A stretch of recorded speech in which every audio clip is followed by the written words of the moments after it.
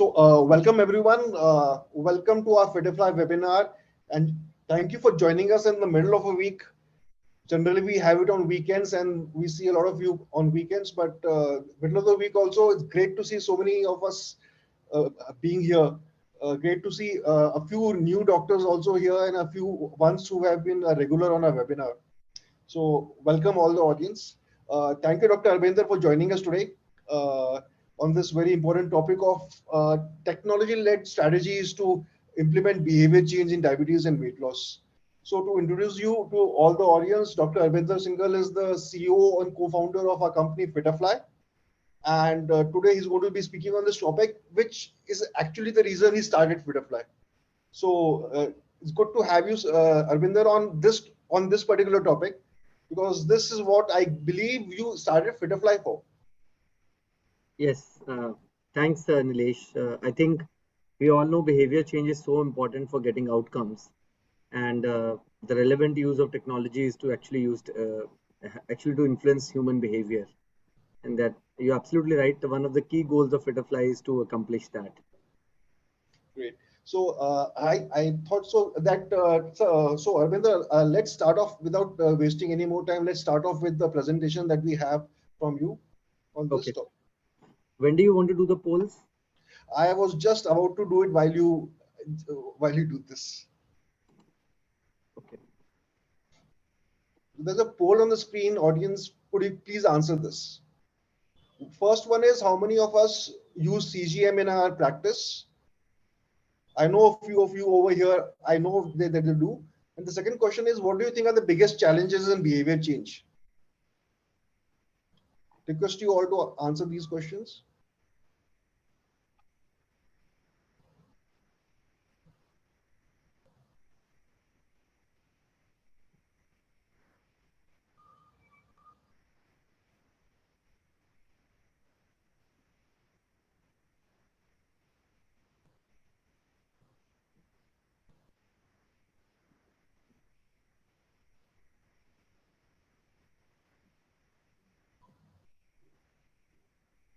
Great. Should we begin? Yeah, we can. I can tell you the results. 60% of the people who have answered are already using CGM. That is three are using CGM, 2 are not using CGM. And as for the biggest challenges, lack of support seems to be the biggest challenge, which has been answered by the people. Perfect. So I hope my screen is visible now. Yes, it is. Perfect. Great. So one of the key things which we have realized that for diabetes or any clinical disease to really have great outcomes, we need to have behavior change, and that behavior change is often done without a system of support. So what we have been trying to do at Fitterfly is to develop technology which can help people in a very structured manner of behavior change. Now, part of this will be a personal story, part will be what we do at Fitterfly. Now, first of all, we must understand that we often think behavior change is easy. We have a lot of false beliefs as doctors. We think behavior change is common sense. If I'm telling the patient to do this, he should do it. It's common sense. We also think that if we tell the patient, they will do it. Sometimes we have the false belief that if we give a pamphlet to the patient about healthy eating, they will start eating healthy. So our job is to only give information. We also think that people act very rationally. People will do only those things which are good for them, so they are rational people. And we also think that people may act irrationally all the time. That is why sometimes we don't even give advice to them. Lastly, one of the false beliefs is that we may be able to predict accurately everything, how it will happen. Now, these are all the false beliefs, but when these beliefs actually meet the brains, that is how the systems of behavior change fail down. So over the last 10 years, a lot of work has been done in behavior economics, and this behavioral economics has come up with new concepts. So one is, for influencing any behavior change, there has to be a concept of challenge, there has to be a novelty. Secondly, there has to be a specific intention and a very specific attention to it. there has to be a repetition and intensity to it. If we do it once in 3 months, it's not going to work. Typically, what we see in diabetes practice is they will visit us in the clinic once in 3 months, and then there is no repetition or intensity of advice. That's why people do not change behavior. And lastly, you need to give it time. And the habit change principle state that to build any habit, it takes about 21 days of repetition. And to last it a lifetime, it needs about 90 days of time. So those are very, very important behavior change concepts. If we apply to the state of diabetes, then we'll see a lot of patients will actually improve their diabetes control. Now, within the stage of diabetes, I think all of you know that making a good nutrition plan, getting them to exercise, managing their sleep and stress, monitoring SMBG and CGM monitoring, health literacy, motivation are very important in diabetes. But all of these need behavior change. Till a person had diabetes, he did not need to do a lot of those things. They didn't even care about these things. But once they have been diagnosed to have type 2 diabetes, all these things are very important. But unfortunately, all these things require behavior change. So lately, in the last 10 years, there's new technology being developed, which is called digital therapeutics. Within this digital therapeutics, we build solutions so that we can lead to this behavior change. At Fitterfly, we have developed an app for the patients. There is a coaching platform where the nutritionists, physiotherapists, and psychologists see what the patients are doing and help them with behavior change.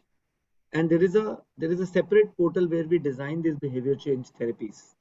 And actually, Dr. Neelesh will also hopefully talk about the doctor dashboard which we have built, where we can see that how the doctors can see how their patient's behavior is changing. When any patient joins our diabetes program, the flagship program is called Diabetes Prime. In Diabetes Prime program, typically patients are referred by doctors. They give their prescription where we get to understand if the patient is on DPP-4 inhibitor, SLG2 inhibitor, or a metformin, whatever medications the patient is on. We understand their dietary history. We get their exercise data, like a lot of these fitness trackers like Fitbits and Google Fits, they sync into our app. We do validated questionnaires around stress and sleep management. And with these assessments, we get to know why is the CGM or SMBG data showing values like this. Then we identify the issues. Then there are certain things which need to be done. Now, we partner with doctors across India like you. Currently, we have more than 500 doctor partners across India. Whenever any patient requires a change of medication, we send them back to the doctor. As a company, we do not provide doctor consultations. We make sure that if any medication change or replacement or anything is required, they go back to their doctor. But when it comes to giving them a good diet plan, which is for their cuisine, for their calories, protein, micronutrients that we take care of, getting them to exercise. You all know that people with diabetes sometimes only go for a walk. But our job is to get them to help with muscle maintenance also so that their insulin resistance comes down. We help them with stress and sleep counseling. Now, this is all what we do as a company. We make sure that all these things the patient follows. But most importantly, this journey has to start from a doctor's office.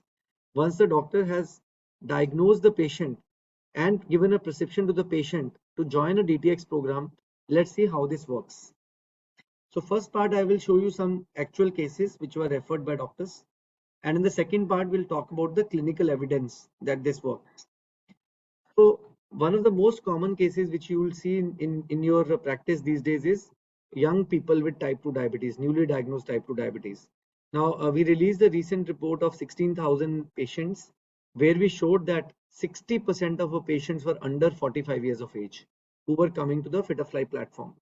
So this was Mr. RR, who's 41 years of age, diagnosed 1 year back. You can see his weight is 70 kilograms, BMI is quite high, 27.3. He was not on any medications. He was referred by one of the partner doctors to the platform. Doctor, while referring, said, can we use Fitterfly as the first line of therapy to reduce the HbA1c, reduce the waste, reduce the weight? So he enrolled into a Fitterfly diabetes CGM program. And you can see at the beginning of the program, his time in range is very poor, just 22%. 78% of the time, the blood sugars are above 180. This is a very poor time in range. What we found was the kind of meals which we were having, they were high in carbohydrate, low in protein and fiber. You can see carbohydrate to protein and fiber ratio is pretty bad here. And once we changed the diet, and because of that, the blood sugar was rising by more than 100 units after lunch. So we changed the diet, and you can see the protein has increased in the diet and the carbohydrates have reduced. The ratio is 1:3 now. And because of this, the blood sugar rise is only 16 units. And this data was shown to the patient over a video call. The moment we showed that these are the kind of foods which are raising your blood sugar, they automatically made the change. Similarly, dinner, here you can see the person had neer dosa, which has high amount of carbs, low amount of protein and fiber. This was changed to high amount of protein and high amount of fiber, though the carbs also increase, but still the blood sugar rises only 23 units. Now, by doing these changes in as early as 2 weeks, so we studied typically in a diabetes program, we study the data for the first 7 days. Then we take the patient on a video call. We explain to them which foods needs to be changed. And then within a period of 2 weeks, you can see the improvement. The time above target has decreased by 18% and time within target has improved by 40%. This is within 1 week of behavior change. And after that, the patient kept on following the program for the next 3 months. Now, the beautiful thing about behavior changes, we talked about intention, we talked about specific attention, and we talked about repetition and intensity. So within Fitterfly app, we kept on nudging the patient for making these changes every day. And we also asked him to keep on repeating his fasting and postprandial blood sugars at least 2 times a week. Now, by doing this over a period of 3 months, the HbA1c came down by 2.2 units. Weight came down by 4 kilograms. BMI became less. Fasting blood sugars, you can see the fasting blood sugar decreased by 33 units and post meal blood sugar by 28 units.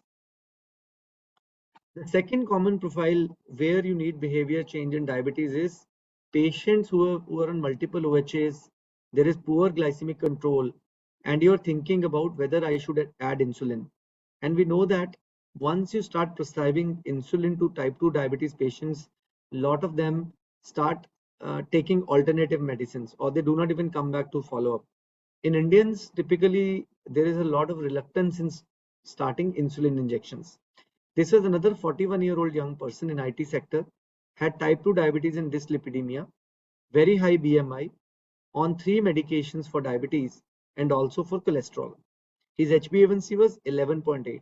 He enrolled into a diabetes program, and you can see at the beginning, the time above target is 79%.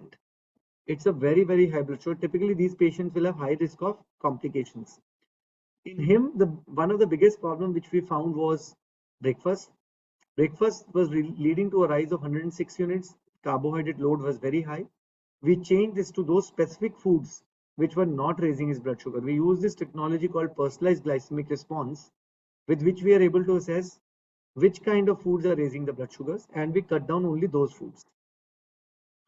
Similarly, in lunch, you can see the protein was very less. We increased the protein in the lunch, and you can see the blood sugar rises just 23 units instead of 54 units. When we kept on bringing on these changes over a period of 1 week, his time above target improved significantly by 21%, decreased significantly by 21%. Time within target almost doubled from 21% to 42%. Again, using the same principles of behavior change within the app, which is repeating the messages, talking to them repeatedly, giving them tasks which they can keep on repeating.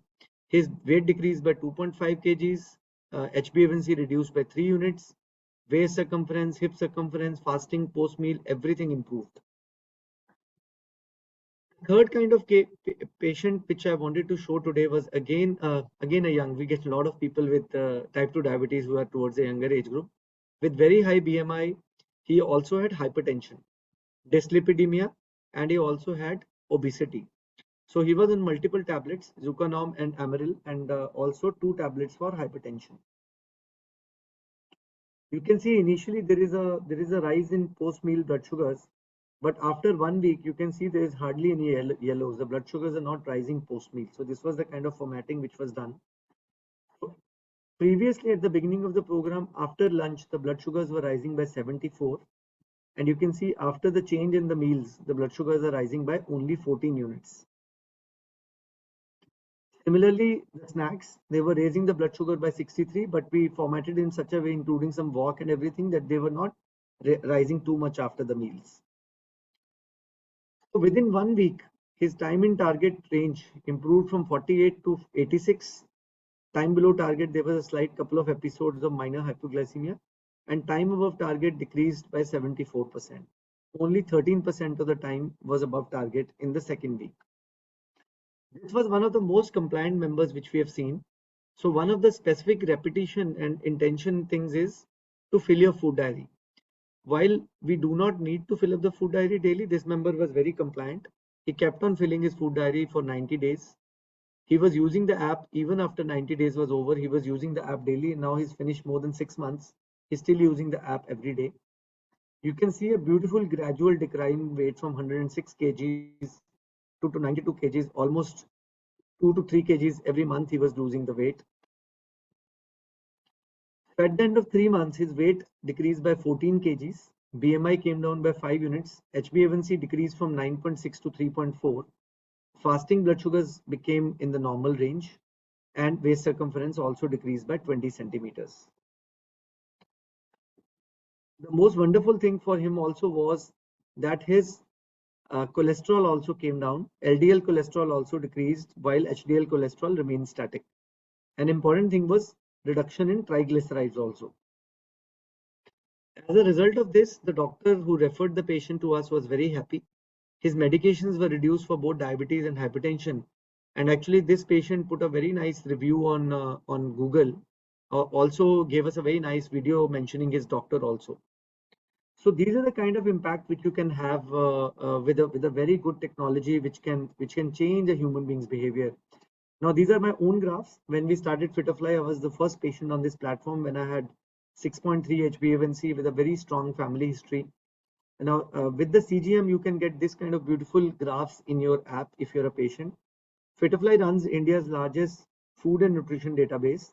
We have a food database of almost 37,000 Indian foods, all the cuisine, whether you're living in Gujarat or you're living in Assam or you're in Himachal or Kanyakumari. We have food database of every single food which Indians eat by carbohydrate, protein, fats, and fiber. This was built in-house by a team of dietitians.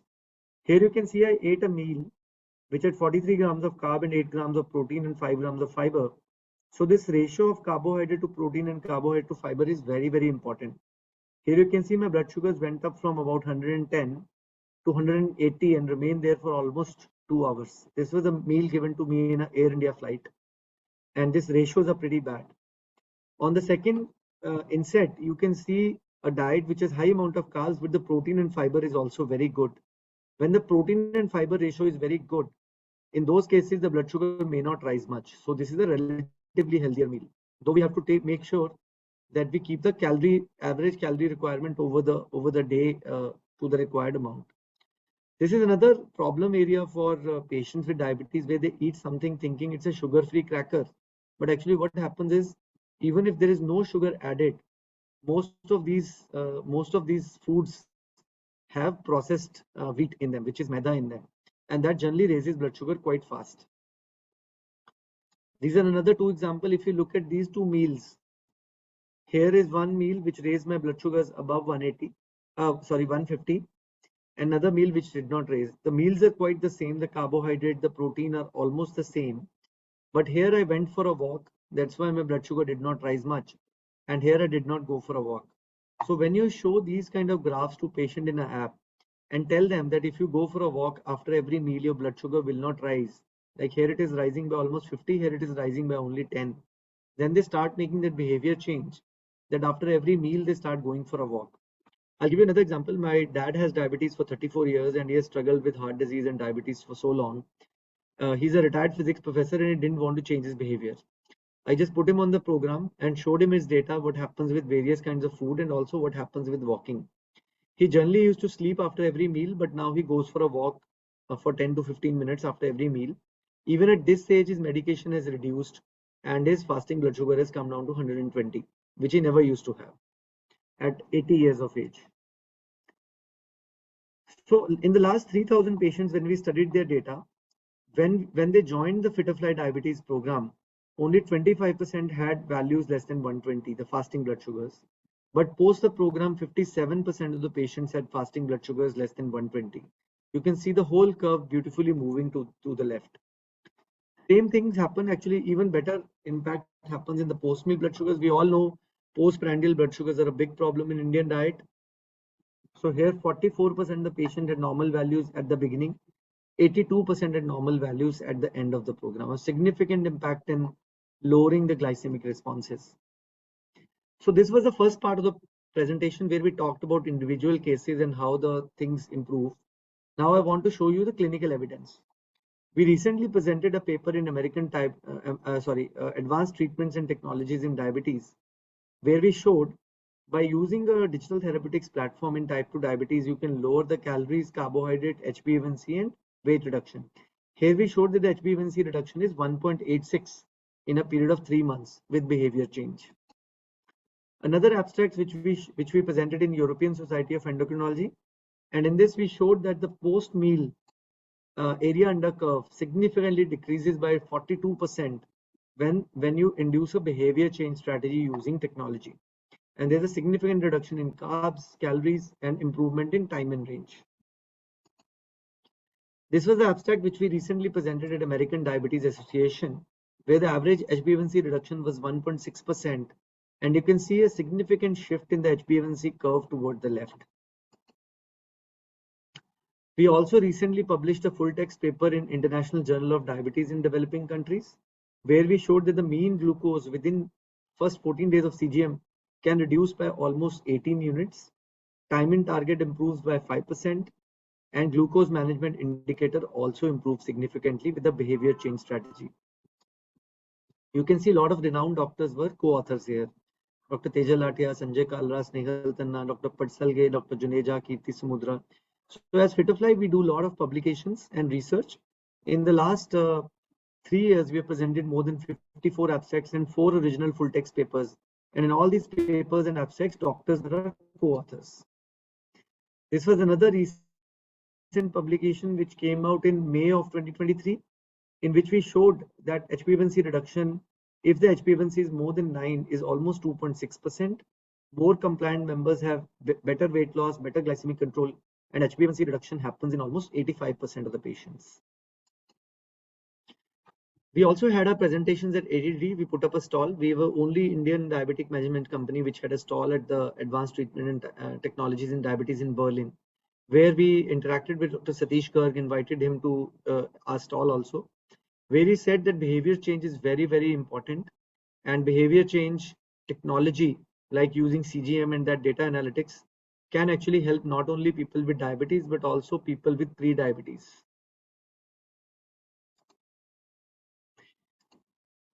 So what are the indications for adding DTX for behavior change to your prescriptions? So we strongly believe that people with newly diagnosed diabetes are the key people here, where early intervention can really help them. People with poor glycemic control, people having OHA failure where you're thinking of starting insulin. In such cases, they actually may not need insulin. They may stabilize only on OHAs. So ladies and gentlemen, I would actually propose a new paradigm for clinical practice, where the moment you diagnose the patient with type 2 diabetes and you prescribe them medications and you give them all the advice, adding a digital therapeutic at that stage can help them with behavior change, better compliance. And in fact, what we have also seen is the doctor visits also improve, because we urge them to go back to their doctor for prescription change and also visit the doctor with new HbA1c, lipid profile, everything after every 3 months. This can improve the outcomes, and this can lead to better outcomes for both the doctor and the patient. As Fitterfly, we work with doctors, and we believe that we can help more than 1 billion people improve their metabolic health using the technology for behavior change. We'll be happy to answer any questions. I know there'll be a lot of questions.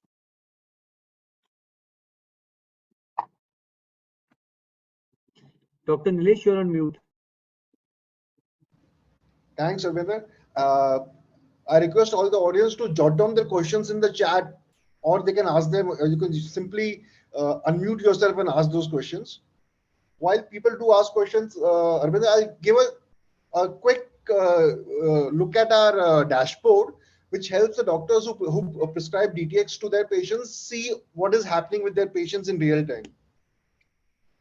So for people who have sent us their patients, If you go to the website doctors.fitterfly.com, you will come to a screen something like this. And once you log in with your phone number, you'll come to a screen something like this. So in the doctor's dashboard for your patients, you would see on the dashboard, you would see the number of enrolled patients you have, number of patients who have been referred to us, how many have enrolled, what are the percentage of members who have shown weight reduction, and what are the percentage of members who have shown HbA1c reduction.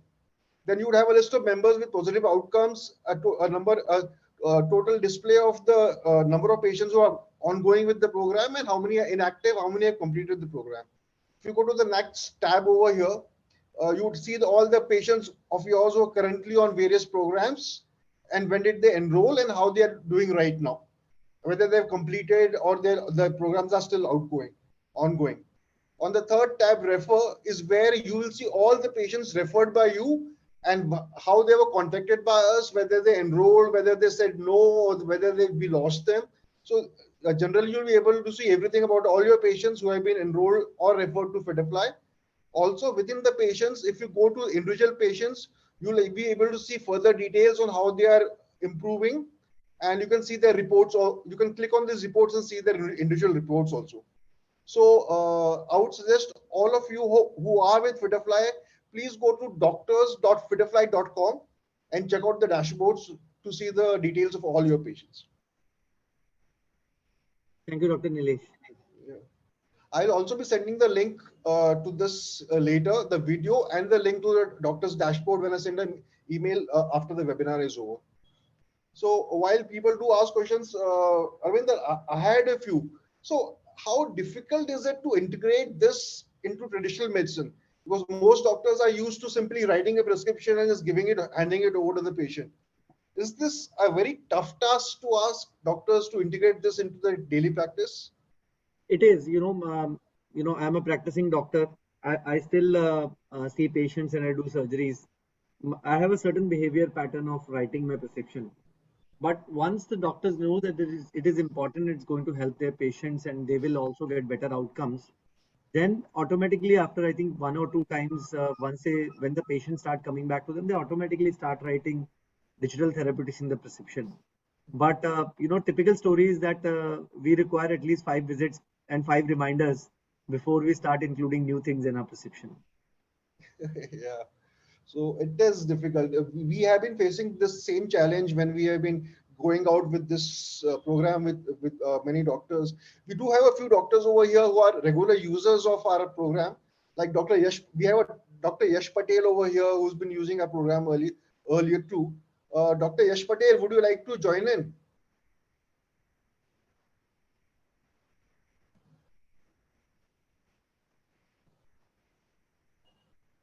Dr. Yash, if you could unmute yourself. Hello. Hi, Dr. Hi, Yash. hi, sir. So I believe you have been on Fitterfly for some time now, right? Yeah. So what has your experience been? Could you please tell us?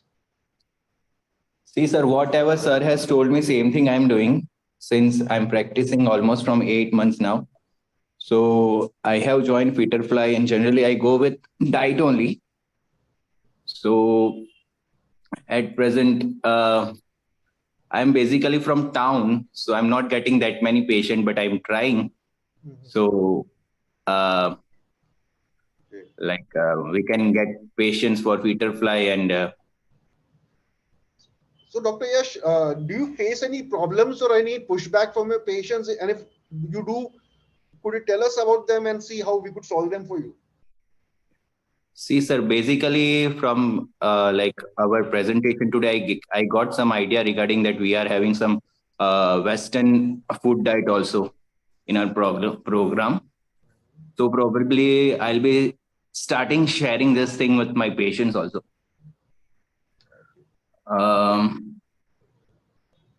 What else, sir?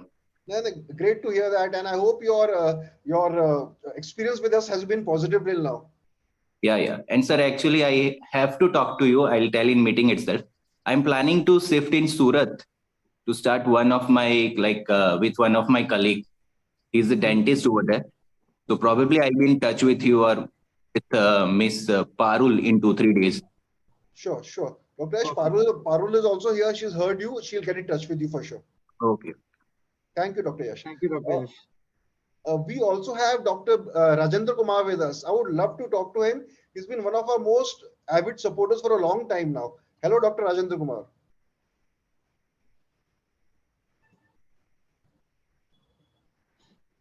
Could you unmute yourself?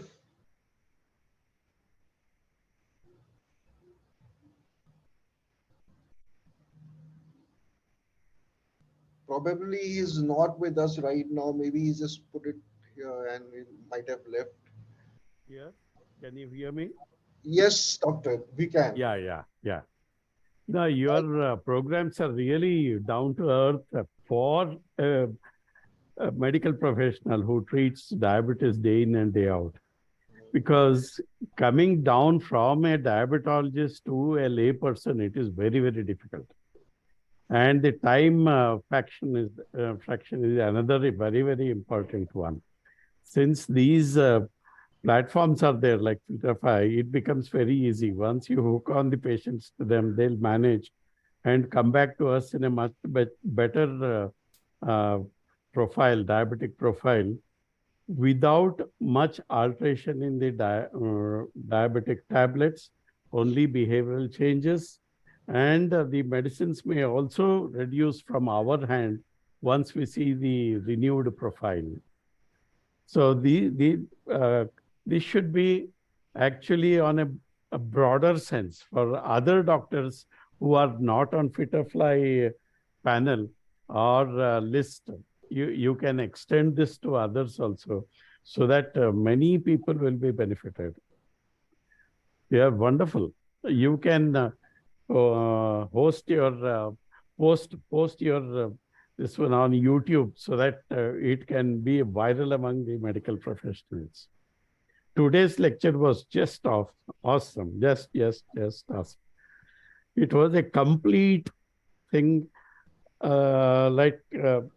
without touching the patient, with a digital platform, you are contacting the patient and you have developed such a bond. A person following the Fitterfly app for more than 9 months, 10 months continuously without your coaxing, continue to keep in contact with the officials there. That will be a wonderful bonding between Fitterfly people, community, and the patients. And it gives them that weight loss is just terrific. All the bariatric surgeons will go flat once they see this. So if you show them some 20, 30 patients in one program, then definitely they'll keep quiet. Because nowadays we are advising, because that's the only cure for more than 6 months diabetes remission or reversal, or whatever you call. So bariatric surgery stands number one. So now with this eye-opener thing like behavioral change itself, we can bring down so much of glucose profile down into the time in range. So the intraday, now another one is intraday change is very, very important. Now we are concentrating on 1 hour postprandial surge, 2 hour postprandial surge, 3 hour postprandial surge. So all the three have got different impact on the cardiovascular system and the vascular system in our body. This CGM will really give us a better insight into this picture, and ask the patient, or your app can have this as one of the slots there. That's 1 hour, 2 hour, 3 hour postprandial surges to highlight that. That becomes an excellent for academicians. Thank you, Dr. Rajendra. Good to hear from you. I've been waiting to talk with you for a very, very long time. Dr. Rajendra, I believe practices in Kolar Goldfields. Yes, Kolar Goldfields. And he's been sending us patients for many, many months now, and he's got an excellent enrollment rate for his patients and some excellent results. In fact, we'll be publishing one of his case studies in the coming weeks now. Yeah. Thank you, Dr. Rajan. Thank you for that Okay. comments. What we have also done at Fitterfly is the CGM data. Now you will be able to see in the doctor dashboard in the coming 1 month. So we can make a field there where you can see yourself 1 hour, 2 hour and 3 hour glycemic spikes. And also Yes. once we have data of 25, 30 patients, we have a very vibrant medical team led by Dr. Vineet Nair, who is run clinical research in US. He's MBBS from Bangalore Medical College, and a full Ah. PhD writers. We can even work with you, write a paper, prepare an abstract, and submit with you as the first author. We'll be happy to do all that, sir. Oh, yes. I have a very large collection of CGM. Very Right. large. Maybe around 8,000 CGMs I have. Perfect, sir. Great. Thank you. We also have Dr. Satish Mehta over here. I haven't really connected with Dr. Satish before. Dr. Satish, would you like to join into the conversation?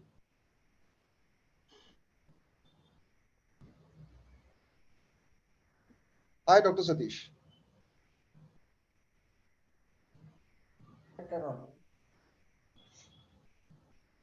Hi. I will check later on. Okay, sure, Dr. Satish. Great to have you with us. I think Professor Dilip Kumar has raised a hand. Yes. Professor, if you could unmute yourself and please. Yes, sir. Professor Dilip Kumar, sir, please.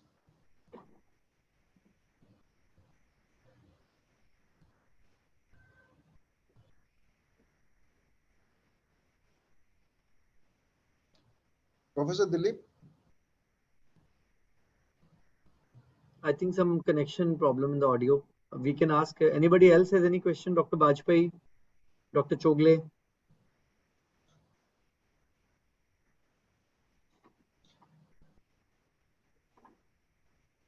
Hi, Dr. Neelesh. Nice to see you, and thanks for the kind invite. Hi, Dr. Arbinder. I'm sorry, I'm just off camera.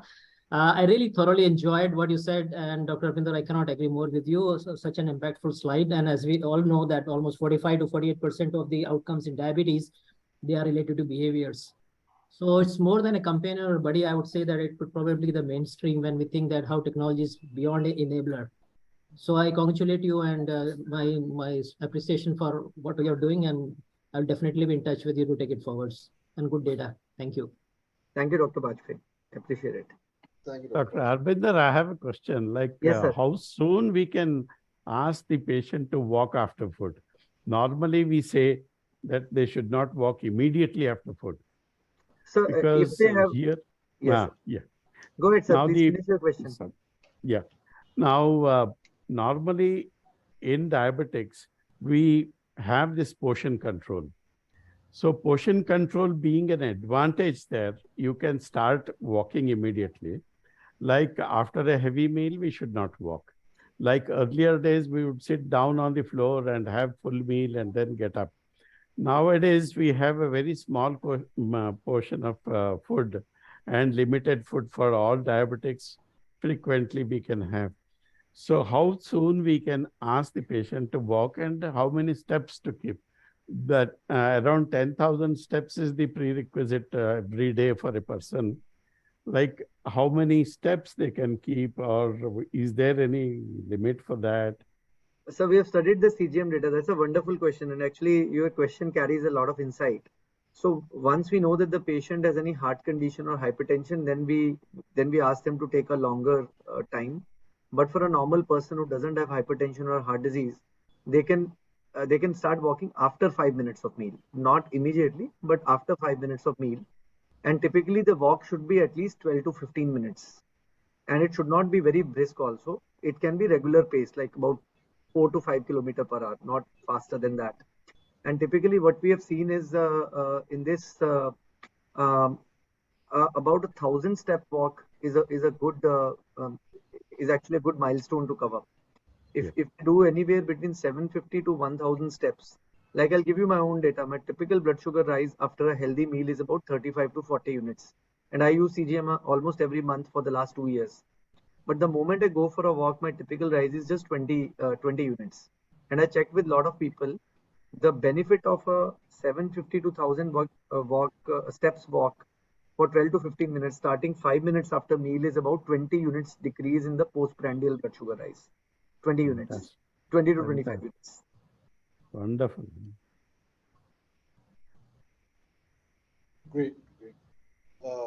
I think Professor Dilip really wants to say something, but उनका audio connect नहीं हो पा रहा है. So Can we request him to type his question then? Professor Dilip, you could type your question completely if it gets connected. If you're not able to connect. I think Mr. Dr. Sunil Kumar Yadav is also there, and Dr. Yeah. Shubha Chogle is also there. Dr. Sunil Kumar Yadav, if you would like to join in the conversation. Hi, good evening, sir. Hello, Dr. Good Yadav. evening.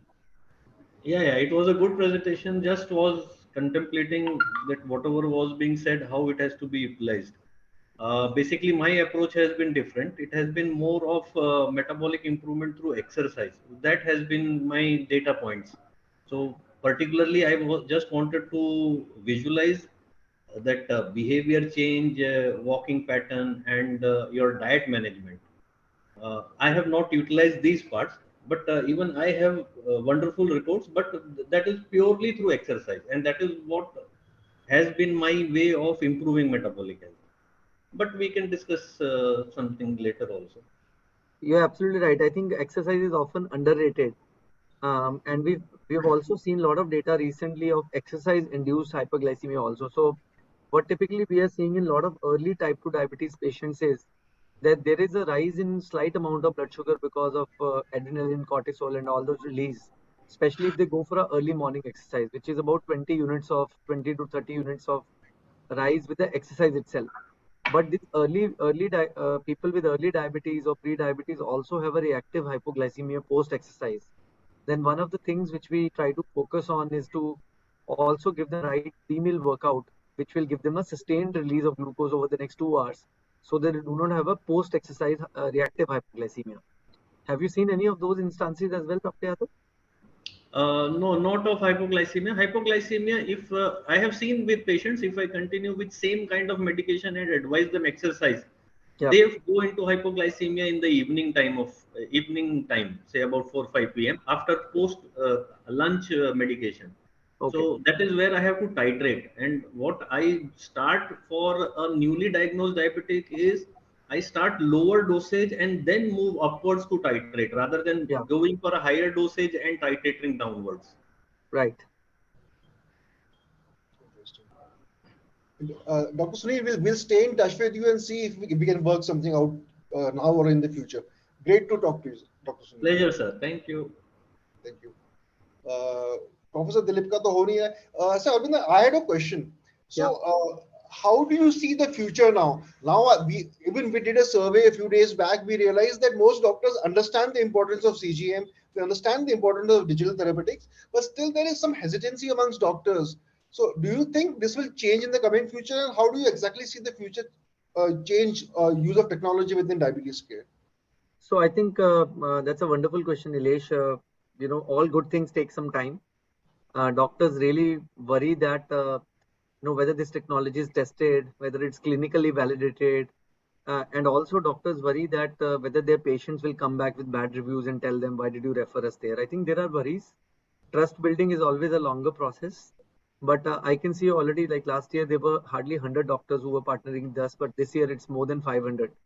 And I think the way the things are moving, the way we are publishing the data, the way the reports are coming up, way the patients are also accepting, and with more clinical publication and research, I think in the next 1 or 2 years, as I think Dr. Bajpayee also said and Dr. Rajendra Kumar also said, it will become a part of the doctor's prescription. So I know it'll take a little time, but it's bound to happen. Great.